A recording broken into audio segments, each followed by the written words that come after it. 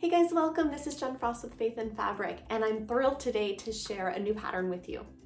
Now, this is our 3-in-1 cross pattern, and just like the title suggests, it's actually 3 patterns in one. So you get 3 completely different patterns included in your purchase of the one. So today what we're going to do is we're going to talk through some tips and tricks on putting these patterns together. They're all pretty straightforward and they come together super fast, you guys, which is what I love. You can knock one of these out in just a short afternoon. And it's nice to feel that sense of accomplishment to get things done quickly. So first we're going to take a look at all 3. Here's the first one. This one is called the fading crosses, and you'll see the whole intent of this one is the crosses kind of fade into the background. I love the way this looks. Our second one over here is called Camo Crosses. So I was thinking this is almost like the puzzles that you'll sometimes see with like the plus patterns, where they look like those little puzzle pieces put together, except this one has much more of a cross feel because we're working with crosses. And it looks almost like, to me, it reminded me of a little bit of like those camo prints that you'll see in the military. I think this would be a great gift for someone actually who's serving. So this is our Camo Crosses, and then we have the modern crosses, and you'll see that one here. And this one is our more modern looking pattern. It's got a lot of that white negative space that you can really play up. So we're gonna take a look at all 3 of these today. There are chapters down below. Those chapters are meant for you to skip ahead, to jump around. Each chapter is based on one of the 3 different designs. So you can pick whichever chapter for whichever pattern you're making, okay? Let's get started. So these are the gorgeous fabrics I'm going to be working with. Now these are from Island Boutiques. This is called the Woodcut Blossoms line. It was created by the Whimsical Workshop, and they're beautiful. Now what I really like about these is, as you know, they're boutiques. I love working with them because I never have to worry about which side of the fabric is correct. Also, they are very much, as I'm going through them, you'll see these are non-directional prints. So you also, specifically, I don't have to worry about, since I'm creating these crosses, trying to keep, vertical or horizontal lines or anything like that. These are just going to be beautiful. So some of these will become background fabrics. Some of these are going to become foreground fabrics, and it's just going to look really, really good. But you'll see when you cut your fabrics, there's 2 different ways to actually make each of the 3 patterns. You can either follow the cutting tables and you can cut all your fabric up front and get that step completely out of the way, or it's also written that you can cut the fabrics row by row. So if you find for you it's easier to just get all the fabric cut and you've got space to handle, the storage of that fabric, great. You can use the cutting tables. If you find for you that's a little more difficult, maybe you don't have the set time or the set space, you can go ahead and you can cut each row as you're making the row and then assemble them as you go through. Now, if you use the cutting tables, you will want to just read through the other instructions for assembly. It's going to be straightforward. However, when it says, cut 3 inches by 3 inches, you're going to be like, I already did that step, already done, and you're just going to take yours and then you're going to follow those assembly pieces. So I'm going to go cut some of my fabrics. You can cut some of yours and we'll meet back up. Before we get to cutting, I first wanted to show you my tabs. These are very technical, aren't they? Basically, on the 3rd page of your pattern, you're going to see that there is a fabric key.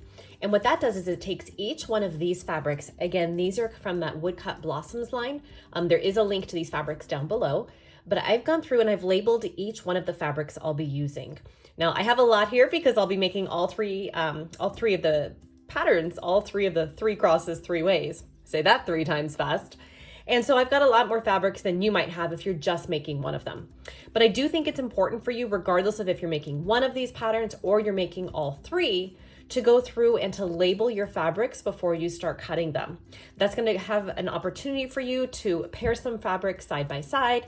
You can see if in a certain pattern, if the fabric H and fabric G are next to each other, you might be like, well, that's enough of a variation, or that's not enough, I want more. So labeling your fabrics beforehand works great. Now you'll see I've just used binding clips on paper. You can do that. I've also taken those little tiny sticky dots, where you just like labels. I have had them stick sometimes to the fabric, so that's why I switched away from them.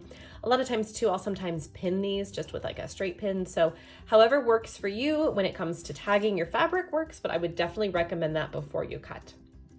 So now that we've had the tagging conversation, let's get back to the cutting.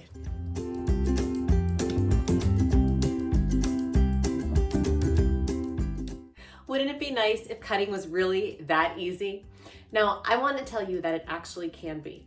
Now, I showed you, that cute little video of it magically turning that way with the rotary cutter, but I actually used my Go Big to cut those. I'm going to pop a link up here to a little bit more information about the Go Big cutter if it's something you're not familiar with. But if it is, you'll be happy to see that there are some cutting instructions in the pattern for using your Go Big cutter. This is just using one of the strip pieces. You'll have to look in the pattern to see which one. I don't want to give away those dimensions here for you guys, but that's where you'll find all the information on how you can instantly cut those strips. Now, especially if you're making all 3 of these, you're going to find that this is going to cut it in just seconds. You're going to get exact piecing. That's one of the things I really like about using the Go Big is it makes the precision is just perfect. It's perfect. I also find that especially on this pattern when you're using the Camo Crosses, those are the ones that look almost like camouflage. This is going to come in even more handy because that entire quilt is made up of pieces that are the same width, okay? So definitely something to look into when it comes to cutting. Let's talk about the Modern Cross quilt. I'm going to pop a picture of it right here for you. So I love this quilt pattern. I love the very clean, fresh look it gives. I love all that open space. So let's talk through some tips on this quilt. My first tip for you has to do with sewing section GHI. That's this section right here. So this is the little piece that's going to come across at the very bottom in the corner. I'll pop a picture here. You can see I've circled here the section we're talking about. So the first tip I want to give you is on this section. When you are piecing these 3 pieces together, you want to work from lining them up on the right-hand side. And that's the right-hand side when you're facing it, the colored side where the crosses are. What that's going to do is ensure you have a nice, straight, clean edge on this side. That way, if your sewing is ever so slightly off, like here, I'll bring this nice and close so you can see. Mine is, I was a little too scant on my scant 1/4 inch right there. So you'll see it sticks over just a smidge, like maybe 1/8 of an inch, not even. But what that would do is if that had been on this side, you would have noticed it more in the coloring. Now we're actually going to come back at the very end and trim a little bit potentially from this side. We'll talk about that in a minute. But by ensuring that this is lined up here on this side, that's going to be your very first tip for success. Your second tip is to use your seams to your advantage as you're sewing your quilt. So let's take a look. So now you have your section we just finished assembling, and you have the first piece you're going to attach. Now, what I've been doing in mine is there is a pressing guide, a loose pressing guide, let's say that, in the pattern itself, but I do not like to press my seams open personally. So if you press your seams open, that's great, you can do that. For those of you that don't press your seams open, as you work through your quilt, you can take advantage of lining those seams up. You can nest those seams. So you'll see, here's what I mean. So here is that first section. I've got it upside down, and I'm going to attach this piece.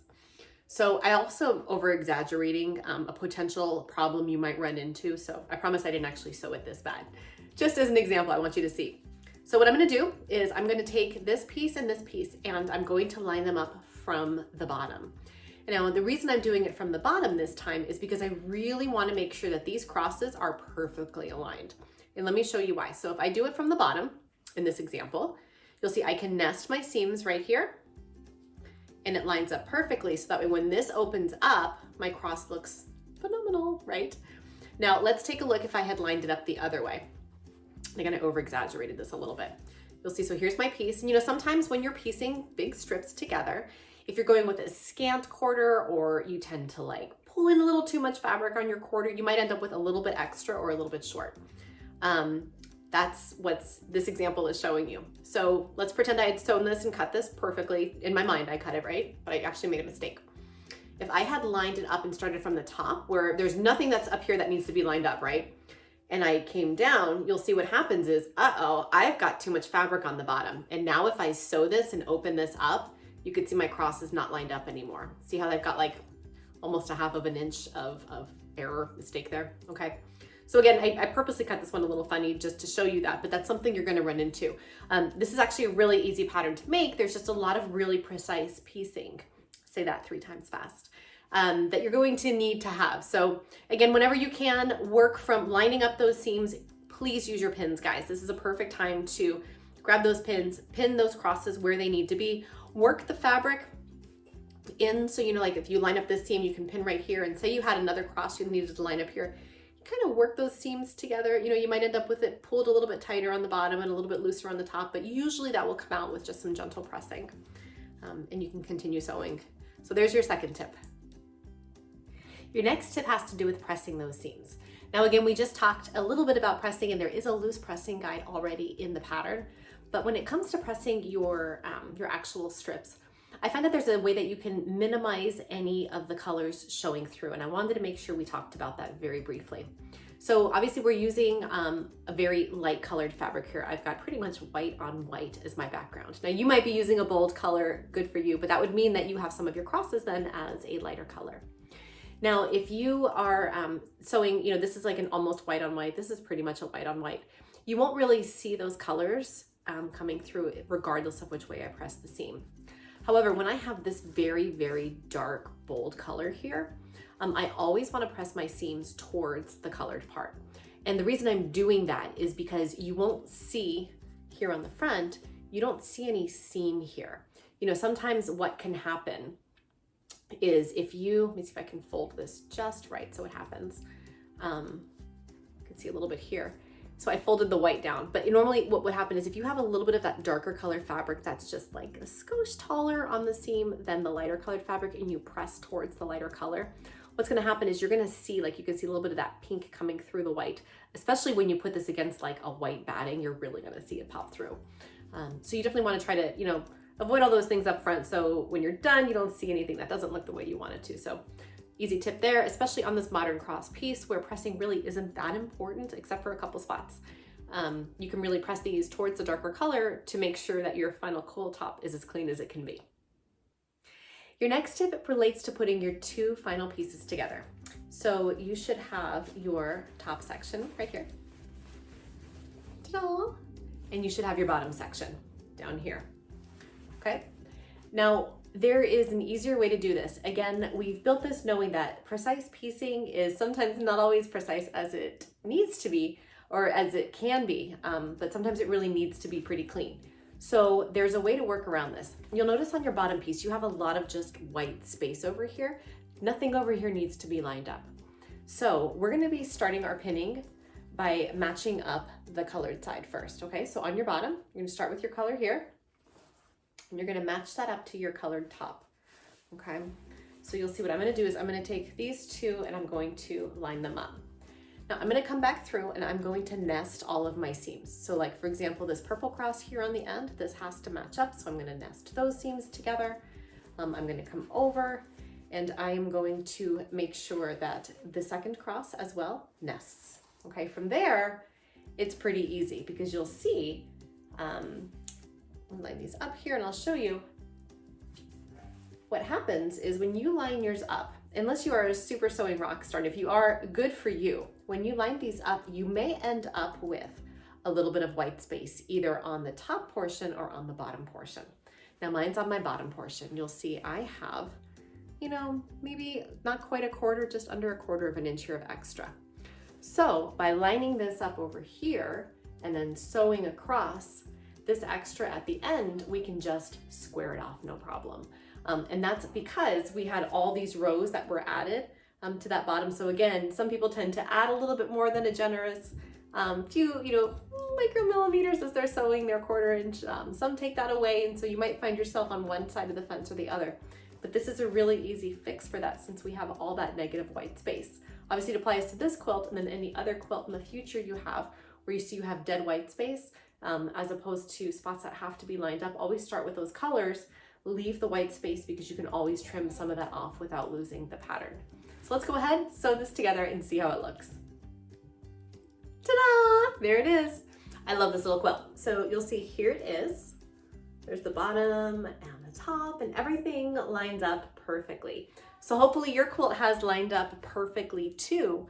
Again, if it hasn't, those are some good tips that we gave you in there to just be able to trim off some edges. You'll see here, I'm gonna come back now and I'm gonna trim down my white side a little bit just to clean this up. See, I've got that little bit of extra so I can square this edge off. I can also use all those extra fabrics to make a beautifully scrappy, colorful back. I will put a link up here to that so you can get started on your back.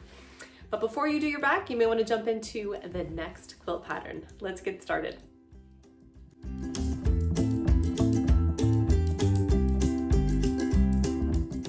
So let's get started on the very next quilt in this series. This is going to be the Fading Crosses, and I'm going to put an image to that right here for you. Now, I called this one Fading Crosses because it's kind of what it looks like. You can see that there's some crosses that really pop out in the front that are done with some really bright tones, some darker colors. Again, you can play with whatever colors you want. But there's also some crosses that are fading into the background. And I love how it kind of makes it look 3D. You've got that real strong 3D dimension to this quilt. And I think that's really fun. It's a neat aspect of it. So we're going to be talking through a couple tips on this one. This one's pretty easy, so I don't have a ton of tips for you. But there are a couple little things that are really going to help you when you make this quilt. First up, we already talked about this with the last one, but just in case you're only making this version, you want to pre-cut your fabrics and you want to tag them. So that's going to make it really easy. Cut all your fabrics. There's a great cutting diagram in the pattern itself for you. Get all your fabrics cut and then put your little labels on there. I just use a piece of paper and it says things like fabric S, fabric M, fabric T. So that way it's very easy for me when I need to pull those fabrics. The next tip I have for you is actually for those of you that are pretty comfortable quilting. I don't know if this is your first quilt you're making, if I would attempt this on your first version, but you can always go ahead if you're feeling extra confident. How about that? So this is going to let you know how to make different colors in your background in those fading crosses.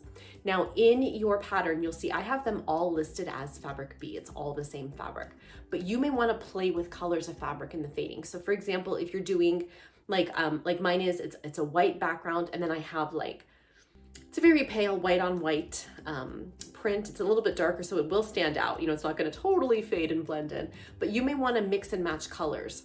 So I encourage you to take a look at that before you get started. You know, just something to think about. Do you want to play with it? I'm going to pop an image right here. And this just shows you what it would look like if you played with some of those colors. Now you see I've mixed and matched some of those different tones of whites on whites, a little whites and grays, just to make it stand out a little bit more with that fading in the background. You may like the way this looks. Again, you'll have to adjust your pattern yourself. It is written just to have one color, that's that fabric B. But you know, if you're comfortable and you are very easy switching and swapping out fabrics, this might be a step that you want to take just to add more color and more variety into your final quilt. Your next tip is a chain stitching tip. So you'll see here in the pattern, there's going to be sections that correspond to multiple units. So you'll see here, for example, units BP, you're going to be making 2 of the exact same units. So I'm starting those units right here. This is going to be really easy, you guys, if you just chain stitch these.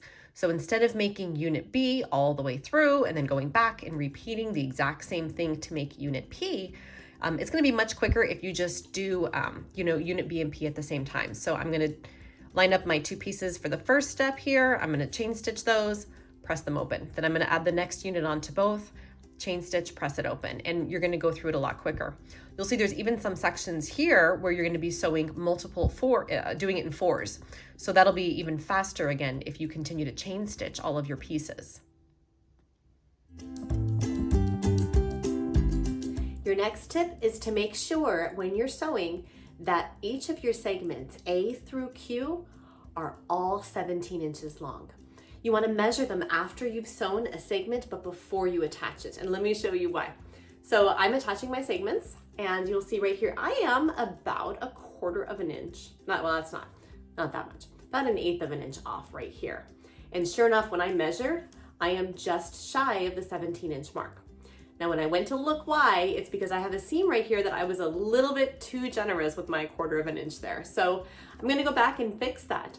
But one way you can prevent this is every time you finish a segment, again, that's all the way for that top section there, you wanna make sure that your segments are 17 inches long. Now I wanna talk to you and give you a tip for applying piece R. Now, once you get through most of your quilt, it's going to look a little something like this. Here's that main section that we have. And you're gonna get through this part, and then you're going to attach one strip across the top. Now, when you're doing this, you may find, depending on how you sew, If you are a person who has a generous 1/4 inch or you tend to undercut it a little bit, you may find you have a little too much length or not enough. Now, I tend to sew a very scant 1/4 inch, which means that I sometimes end up with projects slightly larger than what my goal was. And that's exactly what happened here. You'd think I would learn by now, right? And I'm gonna show you how to work on that. So if you are the same, you'll see if I hold this fabric up on one end here, I am short, okay? Now that's okay. That's why we have this nifty border on the sides. So if you are short, you want to use this as your length. Your strip is the correct length, so you want to keep that length. You don't want to cut a new strip because it's going to mess everything else up, but you want that strip to be your length. So what you can do is you can take this strip and you center it on your project. So I'm going to center it between this side and this side. I'm going to sew that 1/4 inch, flip it up, and then at the very end, okay, don't do it yet. You're going to trim at the very end, but at the very end, you can come through and you can trim off any excess. Now, of course, that will mean that you'll have just a little bit of scrap left, but that's going to keep your project true to the size of that 24 inches by 24 inches, okay? Now, say you did it the other way. Say you're like, oh my gosh, I ended up with, I sew my 1/4 inches I'm very not generous with my 1/4 inch, and say you took in too much fabric on each one of those, you may find that you have the opposite situation.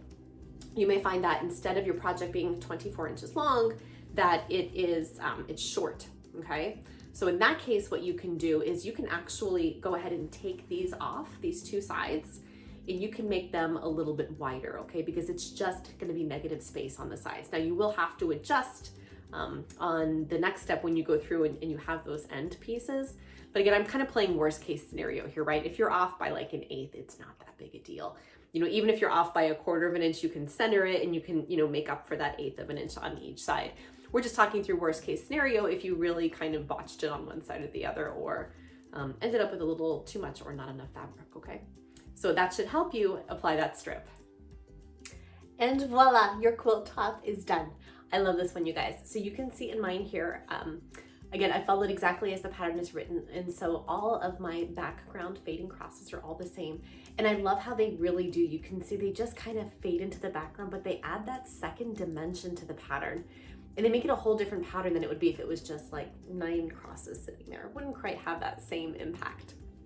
Now you'll see on my corners, I did end up that little bit difference. So I just came through and I trimmed those sides up to perfectly square off my final block to be, you know, we're finishing each of these, as you guys know, you can see in the pattern itself that these all finish at, well, they're meant to be 24 inches by 24 inches, but you've got that 1/4 inch allowance. So it's really like 24.5 all the way around, but you can go through and you can just square your block off.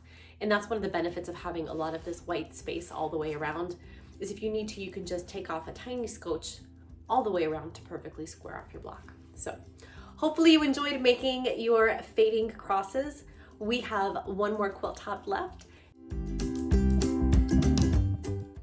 Here we are at our very last of the 3 quilt patterns. This is called our Camo Crosses. I'll pop a picture of it right here for you.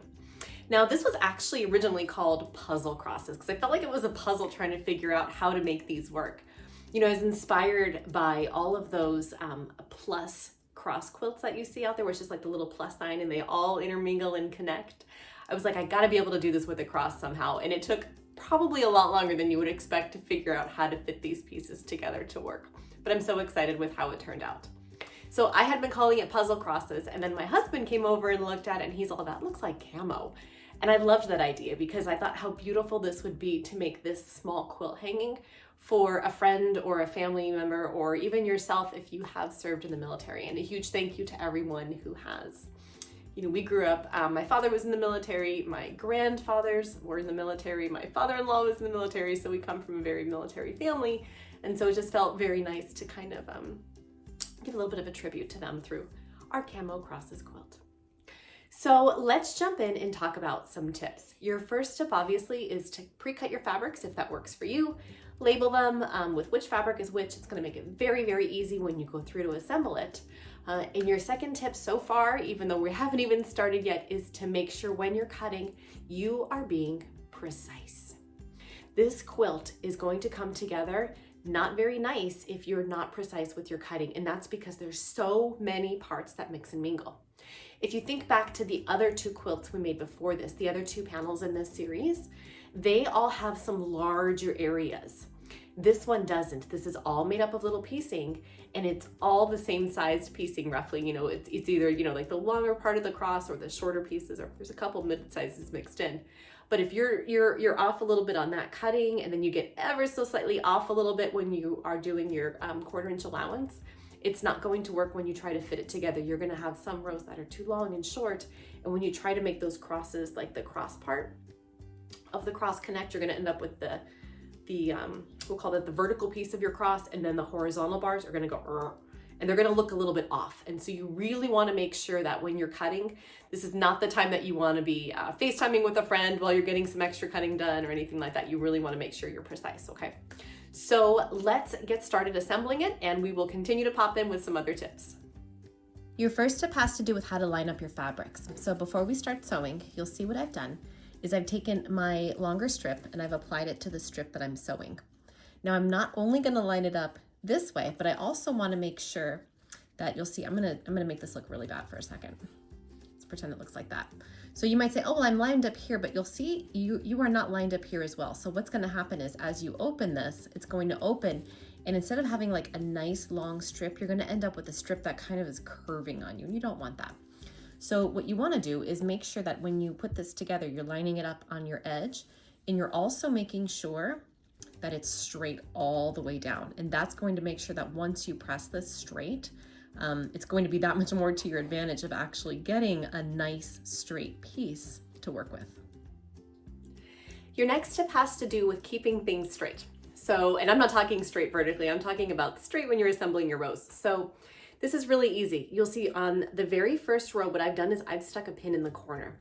That's gonna make it very easy for me to always remember where I'm continuing to stack my rows as I'm sewing them together. So, you know, what you don't wanna do is have this and then you accidentally sew your row on this side, because now it's gonna be upside down, it's gonna be messed up, you're gonna rip all those stitches out. So just by sticking, you know, a little pin or something in the top left corner, that's gonna make it very easy for you as you continue adding your rows. I guess technically these are columns, right? Because they're going up and down. But as you add them to increase the size of your quilt. The next tip on putting this together has to do with which way you press your fabrics. So you'll note in the pattern that some of the columns are noted in green and other ones are noted in orange with a little letter right above the graphic.